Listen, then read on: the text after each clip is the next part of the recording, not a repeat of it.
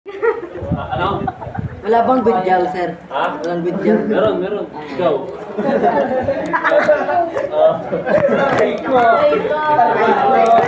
Alex! Okay lang. Okay lang yan. Ano naman yung masyado kayo seryoso? Good job naman talaga ako. Good job, di ba? Hindi ako nangingin. Yes. Next is Nangingin. build fire resistance. Hindi na may fire proof. Yung nasabi.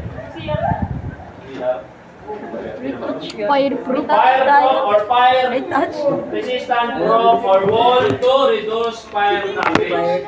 So ito yung kahalagahan ng firewall na tinatawag natin. Firewall, fireproof.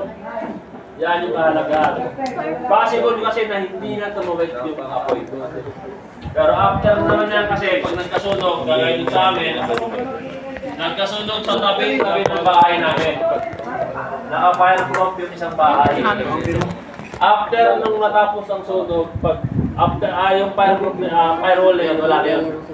Titibagin na yun.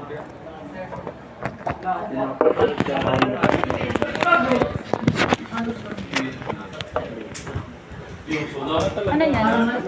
Pwede hindi na siya tatawid. Ano yan?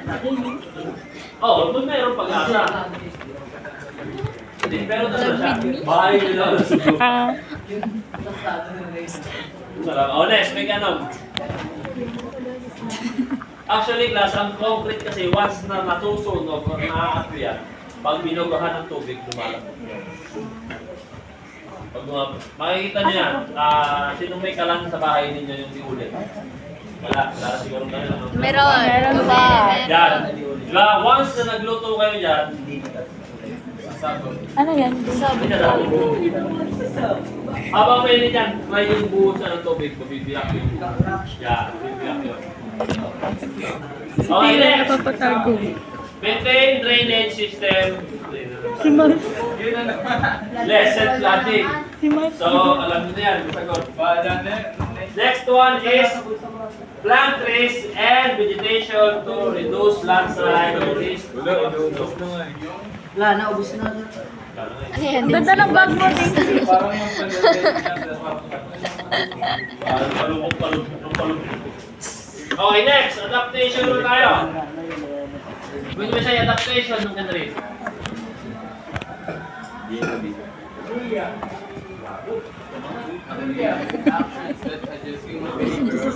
Sa likod. Adaptation emphasizes preparedness, awareness, adaptability, Si Jane Lee po nagre-retouch.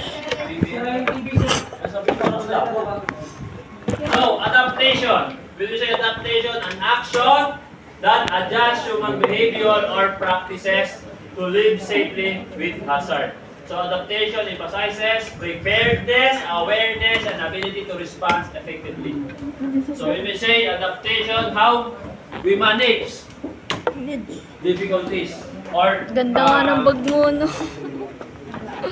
disaster man yan or hazard man yan, Yun, ano paano natin nakukukapan or na kakayang survive. Parang pag-aaral lang. Survive na eh. So example, ito yung one of the example niyan, mga awareness din. Yung mga ganyan, hotlines or posters or ano ba tawag dito, brochure, yan yung example niyan. So, conduct regular disaster drills in school and workplace. So, anong drills ang nagawa natin dito? Earthquake pa lang. So, sa fire, parang wala pa, no? Wala pa. March pa. Si Joseph. Ang fire prevention month kasi namin na March. March kasi nag-start ang summer season. So maraming nagbabakasyon, naiiwanan yung mga kuryente sa mga iba-ibahay, nakasaksak. Ganda ng bag mo, cause. Okay, next.